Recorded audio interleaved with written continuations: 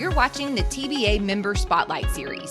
Each episode, TBA President Michelle Greenway-Sellers has a virtual sit-down with members from across the state to check in and chat about topics of importance to the Tennessee lawyer.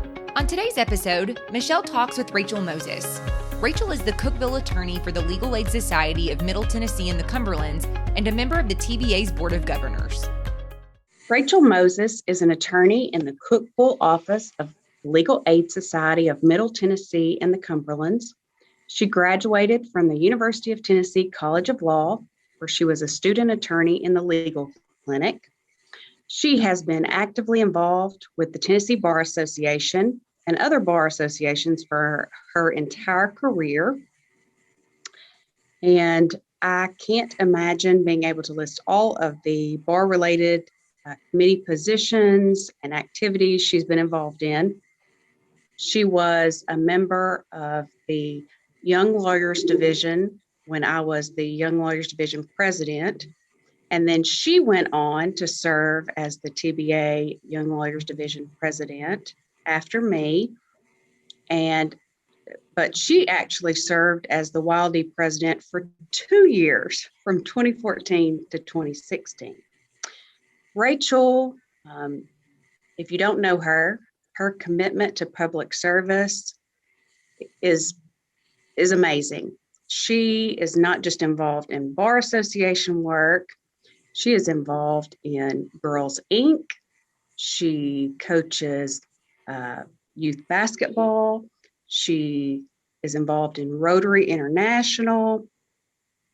I mean, what you do, just you're involved in the community,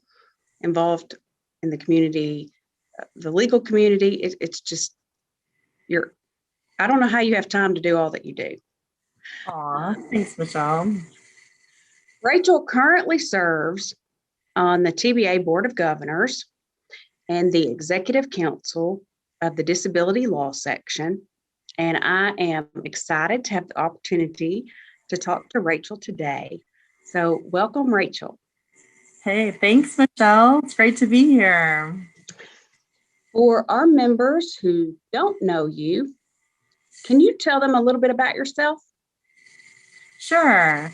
I grew up in Oak Ridge, Tennessee, in East Tennessee, and had a great childhood there with one younger brother.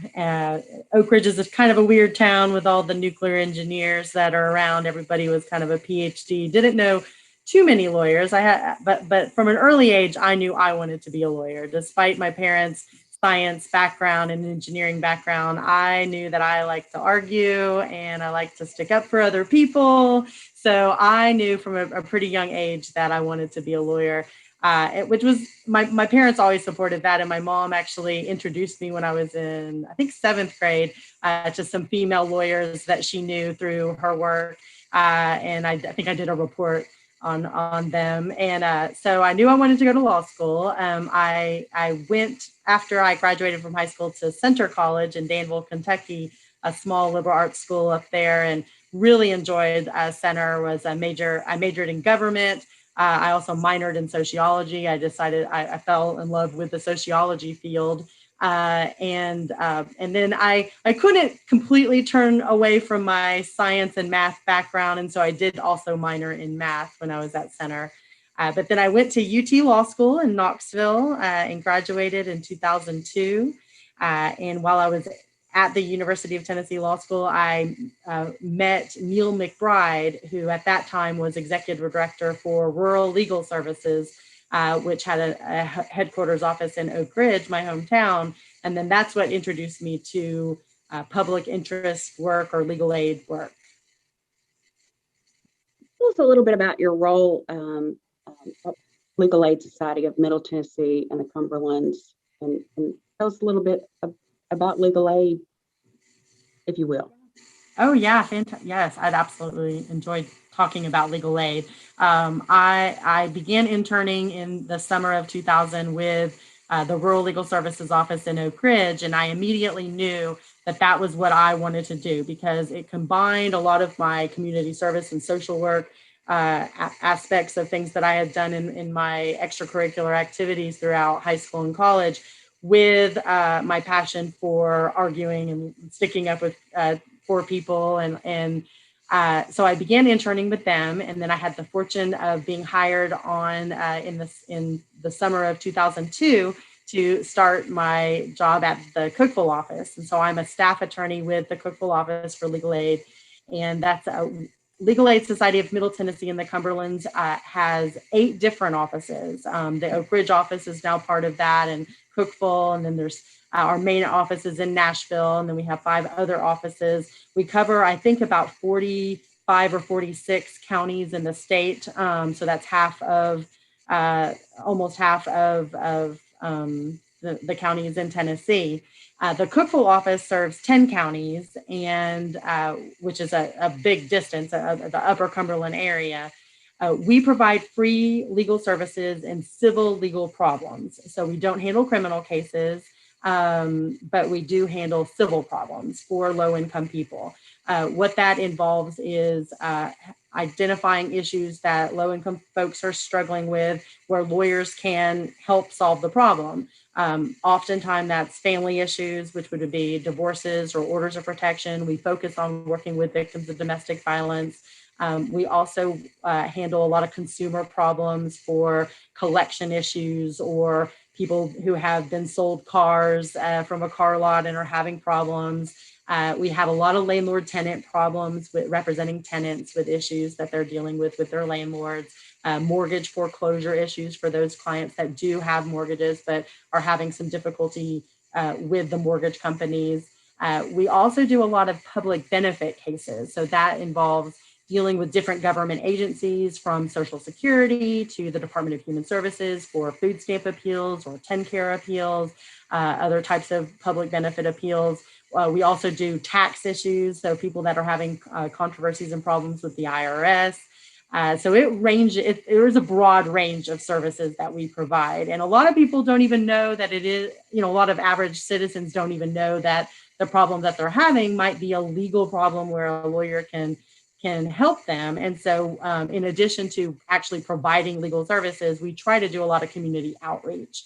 And during COVID, that's involved doing some Facebook Live presentations, but we also have lots of flyers and, of course, our website and things like that. Tell us what access to justice means to you. So I remember when I first heard access to justice as a term, and it was actually when you had just gotten sworn in as president of the Young Lawyers Division, and Buck Lewis had just gotten sworn in as the TBA president. And this was, I believe, the June of 2008, if I remember correctly. And that may not have been the very first time I'd heard the term, but it became a term at that point that I think became a statewide focus for lawyers. And access to justice means, for me, the ability to partner individuals who are having problems in their life with an attorney to help solve that problem through the legal mechanisms we have.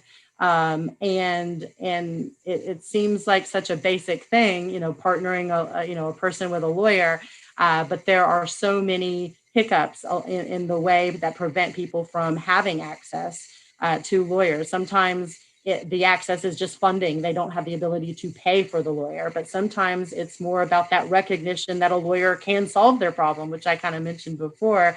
A lot of people, they just don't realize that their problem has a legal solution. And so having the ability for individuals to meet with lawyers, talk about the problems they're having in their life, and seeing if those lawyers can offer solutions to help them with those problems. And so I think access to justice is just that partnership and that pairing up of lawyers with individuals. Thank you. If an attorney is interested in getting involved in pro bono work, how would you recommend that they go about doing that? Yeah, so definitely contacting their local legal aid office. As I mentioned, my program has 8 different offices throughout the Middle Tennessee area, but there are programs in Memphis area legal services. There's offices in West Tennessee and Jackson and Dyersburg, and there's offices in East Tennessee throughout that area, Chattanooga, Knoxville. So almost every single county is covered by a legal aid office. And so if there is an attorney who wants to see about doing pro bono services, finding their local legal aid office and calling them up, or going by, especially after COVID is over or after the pandemic subsides a little bit, and just saying that they want to volunteer. Our program with Legal Aid of Middle Tennessee and the Cumberlands, we have a pretty in-depth volunteer lawyers program, and it's we have a director out of our Nashville office, Andre Chrisman, who he has hundreds of lawyers in the database who are willing to volunteer. And sometimes that the volunteering means taking on a full case, actually representing somebody in court or representing somebody in creating of a document. But sometimes it just means listening over a phone call and giving some counsel and advice. I think a lot of lawyers forget how much just that one-on-one listening and talking and advice over a phone can be helpful to somebody. It doesn't always have to, pro bono does not always have to be representation in court. Great. Rachel, you have an extensive resume of bar service. What drew you to bar involvement? I am a people person, and I like collaborating, and I like commiserating with other people who are going through things that I'm going through. And so I was always a joiner. And when I moved to Cookeville, I didn't know anybody. I wasn't from Cookeville. So I was definitely looking for opportunities to meet other lawyers. Legal aid has a great network within ourselves, but sometimes you just need to get some feedback from other folks, from other firms or solo practitioners. And so I would go to local bar activities when they had them. And I learned about the Tennessee Bar Association Young Lawyers Division through the mock trial program. My brother actually had done mock trial at Oak Ridge High School while I was in law school. And so I went to Clinton and Anderson County and saw the local competition. And I knew one of the lawyers who actually had previously worked at Legal Aid, and Chuck Buckholtz, and he was the mock trial coordinator for that mock trial. And so I learned that he was on a board called the Tennessee Bar Association Young Lawyers Division, and that they were operating the mock trial program. So then when I moved to Cookeville, I knew that there was a local mock trial here. And at the time, there was a local attorney who was in charge of that. And I think he had done it for several years and was tired of kind of doing it over and over again. And so he reached out to me because there weren't that many young lawyers at the time in Cookeville, and asked me to take over the mock trial, just the local mock trial. And I didn't really realize at first that meant I was going to be on the board of the Tennessee Bar Association Young Lawyers Division. I just thought I was in charge of the local mock trial, but I was excited about that. And then I got invited by Cindy Wyrick, who was president at the time of Tennessee Bar Young Lawyers, to come to a summer planning meeting in Chattanooga to be on the board. And I was just instantly excited about this because I got to meet other young lawyers, some that I had met in law school, but lots of new people that I had never met before, and including yourself. And so I started then learning about the TBA Young Lawyers and the projects that they do statewide, and was very excited about that. And it was a great opportunity for me to kind of just to talk to other lawyers on a regular basis. But then when I started going, I learned that there were communities that had local young lawyer groups. And so I thought, well, I want to create a local Upper Cumberland lawyer group, a young lawyer group. And so at the time, though, we didn't have very many young lawyers. There were just a few of us. And it just didn't seem to really kick off right away. But then in 2008, by that point, we started having more and more younger lawyers that were from the Cookeville area or that had moved into the Cookeville area. And then I started the Upper Cumberland Young Lawyers. And so that was a fantastic way to serve both locally and statewide with other young lawyers. Tell us about some of the projects you did through the Upper Cumberland Young Lawyers and in the TBA Wild D. Yes. So as district representative for the Tennessee Bar Association Young Lawyers Division, we were committed every year to try to do a local service project around Law Day, May 1st. So that was what the project was at that point, or that was the incentive, is to try to do something around Law Day. And so when we got some other young lawyers together, some of the first projects that we did a diaper drive for one of the local domestic violence shelters, because they have a lot of families that come in and a lot of supplies that are needed, especially when victims of domestic violence have fled their abusers and they don't necessarily have any clothes other than what's on their back. And if they have young children, definitely need lots of diapers. And so we did a mass diaper drive where we were able to donate those to the local Genesis House domestic violence shelter. But then one of our members of the Upper Cumberland Young Lawyers, Phil Hatch, came up with the idea of doing a fundraiser for the Legal Aid Society, which of course I thought was a great idea. And we did a 5K run, and then we had a 5K run on a Saturday morning, and then we did a dance. Well, not really a dance, but we hosted a band at a local venue in the evening. So we called it the Jog and Jam for Justice. And that was a lot of fun to get local folks to come out and run, and they made some donations, and then the donations were donated to the Legal Aid Society. So I thought that was an amazing activity. And so those were things that we did locally. But of course, with the TBA Young Lawyers, there were also different projects that we were able to implement that with the assistance of the YLD. And Wills for Heroes, of course, is the first one that comes to mind. And that was also started during your year as president of the YLD. And I remember specifically the first Wills for Heroes event we did. And for folks who don't know, Wills for Heroes is where we provided free wills and power of attorney documents to emergency first responders, police officers, firefighters, EMS workers. And the first one we did in Cookeville was November 1st of 2008. And the reason I remember it so well is that one of the sheriffs in one of the local communities, he and his wife had signed up to come, but there had been a manhunt the night before where he had to go actually and try to find, somebody that was on the loose. And I think he had been up all night. He had been out in like some of the state parks, all nights. And he had left me a message in the morning saying he wasn't sure if he would make it, but he really, really, really wanted to come. And he ended up making it. He had no sleep whatsoever, but he and his wife made it. And I just thought that he recognized how important this project was and how he wanted to be there, even though he had no sleep whatsoever the night before. And he was doing his job, as sheriff of that community. And I was honored that we could provide that service to him and his wife and to several other responders that day.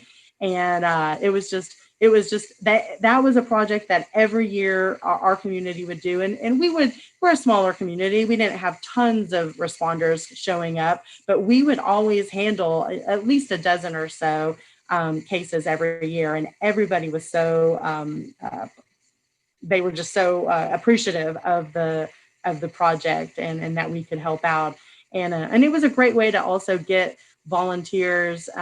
Sometimes we would also have legal clinics. With Buck Lewis, we started the first local legal clinic with the For All project on April 4th of 2009. And gosh, I can't believe that was 12 years ago almost, coming up this weekend. And but that's where we had just a general legal advice clinic. And that was a great way for people to come and get answers from attorneys. But the Wills for Heroes program really opened up a lot of transactional attorneys who are more used to doing wills and estates and those kinds of issues to be able to come and volunteer their services, because sometimes they don't necessarily feel comfortable coming to a legal clinic where maybe family law questions are being asked or other kinds of custody issues that they don't necessarily know. So I liked having the combination of the clinic so that different people could use their skills, and that's the great thing about lawyers, is that we're so diverse. A lot of people think like, oh, a lawyer knows everything. Well, we clearly don't know everything, and we need a variety of lawyers to help out with these different projects. So I have it has been exciting to work with the TBA over the years because they have encouraged us on the local end to get out to our community and to do more of that and to partner with the legal aid programs. And so, I would have two hats on. I would have my legal aid hat on, wanting to do pro bono, but of course I can't do pro bono in addition to what I do for work. I need private lawyers to help out. And so it was great to have the TBA support to encourage private lawyers to get involved with these projects. But over the years, there was lots of other different projects, of course, working with CASAs and giving out the CASA awards every year at the state level was always something special. I actually volunteered in a CASA office when I was in undergrad, and I worked at the Anderson County CASA office, or I just volunteered in the office. And so CASA has been a program that has been always close to my heart. Thank you for sharing all that, Rachel. So you served 2 years as the YLD president. Tell us about your time in YLD leadership. So yes, I wasn't expecting to do a 2-year term, but the president ahead of me, she got a wonderful job opportunity out of state, and I encouraged her. I actually knew her in undergrad and her husband, and so I remember when she told me, I think she broke it to me gently that she was going to be moving, and under the bylaws at that time, it required the president-elect to move up to the position of president. But I was happy to do so. I had been on the board for quite a while. I felt like I knew how the board worked. I'd been presidents of other organizations, so I was happy to serve, and I had a great team of folks. I mean, both of the years that I served, I could not ask for better board members and executive committee officers. I mean, they were all just had a passion to serve the TBA and to implement its projects. So it was great. I feel like my biggest accomplishment was getting the approval to get the TBA YLD on social media. At the time, social media had not always been as important as it was, and it had started becoming very important. And I knew that the young lawyers had a voice that wanted to be heard, and so we pushed that through and got that approval. And so we got a Facebook page. And then, of course, now I think we have every other kind of page available on social media. And so I thought that was great because communication is so important, and getting other new lawyers, especially in law students, to know about the TBA and about the projects that we're doing, and to be able to know about our events and come to our events and participate and get that same collaboration and feeling that I got when I was a very new lawyer was so important. And I knew that social media was the way to do that. But then we also implement both of the years that I was president, the Law Day project became specifically a public interest pro bono day project where we tried to have all 14 of the district reps each year had clinics, legal advice clinics in their communities. And they tried to do those clinics in areas that did not have a regular clinic happening. So it was really about reaching out to the rural or the less populated areas, because I think that they need some attention sometimes. And I just had such great folks to work with, and it was wonderful. And it was great to learn more also about being on the Board of Governors, because of course, as the president, I was able to serve on the TBA Board of Governors and learned more about the policy decision making that happens at that level, which had been new to us, because the TBA Young Lawyers at that time really wasn't doing a lot of public policy discussion. It was mostly projects and service projects.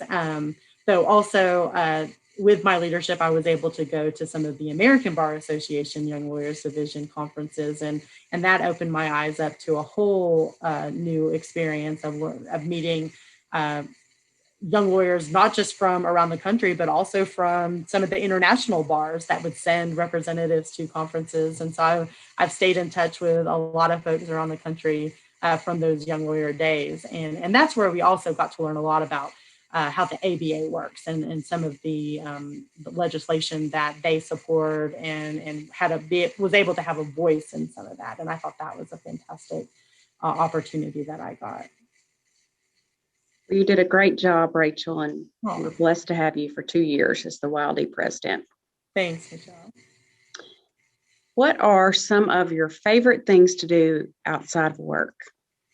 Okay.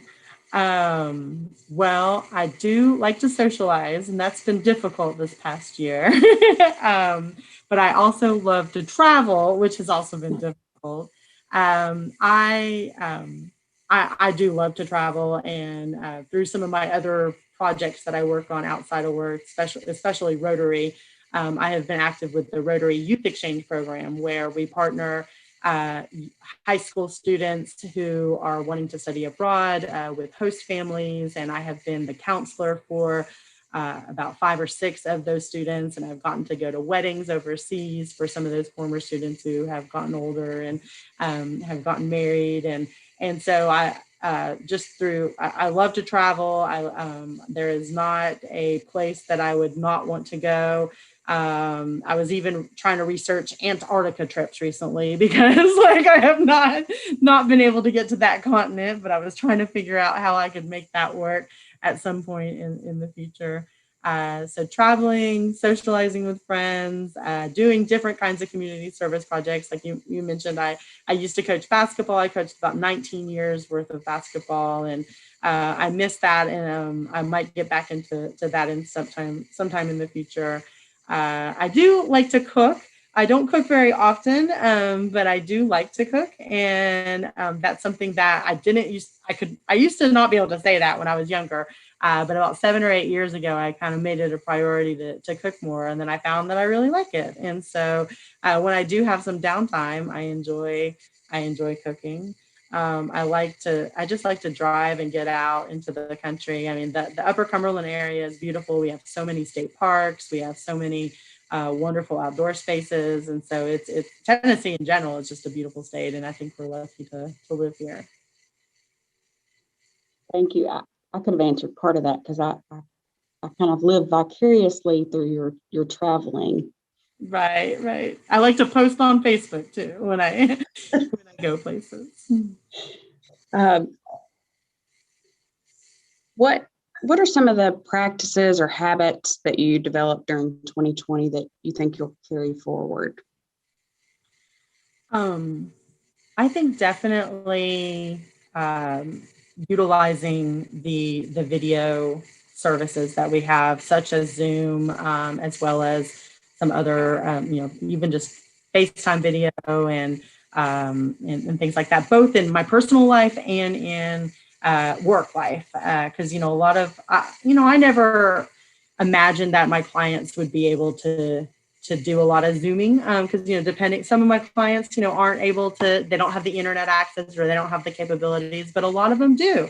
And especially some of our younger clients. And I did not ever really utilize that to the degree that I have had to in the past year. And I think it's worked out really well because they may have the ability to Zoom in, whereas they don't necessarily have the ability to drive somewhere. And so I am, I used to kind of shy away from telephone hearings with some of our agencies because I felt like the in-person was so much more important. But I've realized that it can be doing things by telephone and by conference call can be way more efficient and cost saving, which is important to my clients.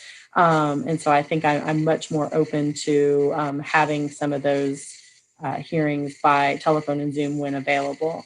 But also in my personal life, I mean, I've been able to keep up with people and have some, I just did a Zoom fun meeting with some friends from Japan this past weekend. And then I did a WhatsApp video chat with one of my friends from Finland a couple weeks ago. And so I think that I wasn't, in a way, I feel like we've learned to have to, we've had to try harder to connect with people because we aren't able to just, get on a plane or get in a car and just meet up with folks. And so I think, but we have so much technology at our fingertips, available to keep connected. And that's so important. And I think keeping that up and realizing that if I need to talk to my best friend out west, I can just, and I can just see her, through a video screen, and then we can connect. So I think that will be good. And also, I have learned that in the past year that it's just okay to sit and watch some TV or some Netflix and so forth. I used to always kind of resist just watching a lot of TV and watching a lot of Netflix, because there was always stuff I needed to be doing, or there were people I wanted to be seeing in person, and sometimes I was a little overextended, and I it's okay to just stop and chill and to have some me time, and so I think I'm going to definitely make that more of a priority.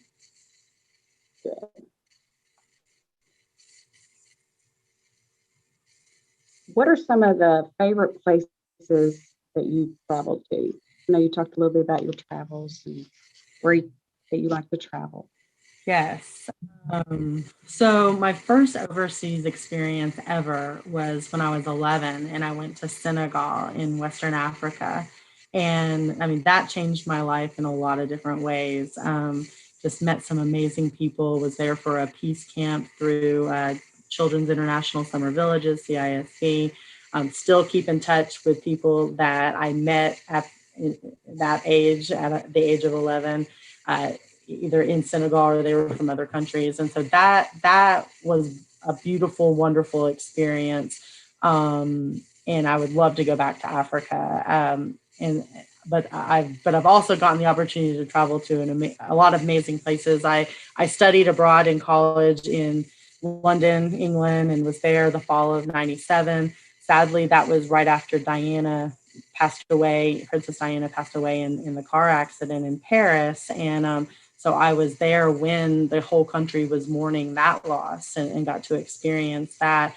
And so that was one of those sad but meaningful experiences, to kind of be there in a country that's going through that. But I've also, I was at the Great Wall of China just 2 years ago this month. Had an amazing experience in Beijing and Shanghai. I also went to Japan in the fall of 19, and I definitely have more places that I want to go. Iceland was amazing. I did not realize how many volcanoes are on Iceland until I got there. I went on a trip in February of 18, and I think there's like 150 different volcanoes in Iceland, and it was just amazing, the whole geological aspect of it. And it was beautiful waterfalls, and got to eat some interesting food. And I think everybody should travel as much as they can. Any advice that you could give to young lawyers? So, I mean, the biggest advice I think for young lawyers is that, they call it a legal practice for a reason. We are practicing. We are constantly learning how to represent our clients in the most efficient way to get the best results for them. And there is not one way that is the right way. That you have to learn what is the right way for you, and so that involves practicing and getting out there and taking the hard cases, and talking to different attorneys about how they handle cases. It's been wonderful to see different groups that have popped up on social media that can be supportive ears to fellow attorneys. And then in addition to the Bar Association meetings, to just, don't be shy at asking other attorneys how they would handle a situation. And you learn from watching, watch your opposing counsel and how they handle something. And sometimes you learn what not to do by watching that. So just realizing that you're not going to just all of a sudden become the perfect attorney after a few years of practice. You're going to continue to practice year after year, and just find that, try not to get frustrated by it, but try to just grow from each case that you have. I mean, that's one advice, because I think that when I was a new attorney, I just filing motions made me nervous. I felt like I'm not doing this motion right. Like, I need to see how to do this motion. But then I started learning that, like, you might have a skeletal example of certain motions, but really it's everyone's going to be different, and you're going to, put your specific information in this, and that there is not the right motion. There is not the right pleading. I mean, there are some things that you have to necessarily include in certain in documents and pleadings, but for the most part, like, getting over that fear that there is the right way of handling things, and just learning that you are going to just keep learning, and that it's going to be a profession-long, lifelong learning. Hopefully that's helpful. I don't know. I think that's great advice. Anything that you would like to tell young lawyers about getting involved? Yes, definitely. I mean, I just get involved. Just pay your dues, sign up, be active in the sections that the TBA has. You mentioned that I was on the executive council for the disability section, and disability benefits. I have always handled a little bit of Social Security, but in the last 2 or 3 years, I've handled a lot more than I used to. And it has been a wealth of information to be on that council, and to hear some of the discussions that have been had by the other folks in that section who are more specialists in that field, and to kind of hear what they're hearing. And then also know that if I'm struggling with something, I've got a network of people that I can ask who have had that experience. And so that, I think, getting it, read the newsletters, read the emails, read the journal, go to the meetings if you can, participate in the CLEs. The TBA specifically, I mean, the CLE selections are amazing. It is such a wealth of information right at our fingertips. I mean, it has been for a while. And that was the great thing about the TBA. I mean, they were already producing online CLE programs, so they didn't have to necessarily reinvent the wheel once COVID hit. However, those online programs became so much more important, during the pandemic. And so I'm glad that the TBA has that. But then don't ignore the local, your local bars. I think you really should be active both on a local level and a statewide level, because they can offer different things to you. I mean, the statewide CLEs can sometimes offer a general, broad overlook of a specific topic, but you're going to want to know what this particular judge does in this particular situation. And so that's where your connections with the local bar are going to be so crucial. And so I think that, and if you're in a community that doesn't currently have an active bar, you can start your own, because I feel like that's, here in the Upper Cumberland, I mean, we started the Upper Cumberland Young Lawyers. Before me, there were other attorneys who had started the Upper Cumberland Trial Lawyers Association. There's an active group of women lawyers in the Upper Cumberland who are active, and we try to partner with TLAW, the Tennessee Lawyers Association for Women. So there's so many good opportunities, and it just takes somebody to send out an email, send out a text message, say, hey, let's gather together. Or even if you're doing it informally, not through a formal group, just meeting up and talking and sharing with other lawyers. And don't be embarrassed. Don't be ashamed. There is no stupid question. The only stupid question is the stupid question, or the question you didn't ask. And so you definitely, so that's my advice is get active with all the bars, and I think your time as an attorney is going to be so much more enriched by those activities, and you're going to succeed in lots of ways that you don't even realize. And then also you can make connections. I have seen so many young lawyers, both on the local local organization, but also with the TBA, where they have met up with other members of the boards or the committees or the groups that they're in, and that has led to a job change and maybe a career change and a job opportunity. So I think that is another benefit to connecting with fellow lawyers. I think that's great advice, and I couldn't agree with you more. Rachel, thank you so much for being here today. Thank you so much for sharing with us. I am always amazed by you and all of your activities and everything you get done.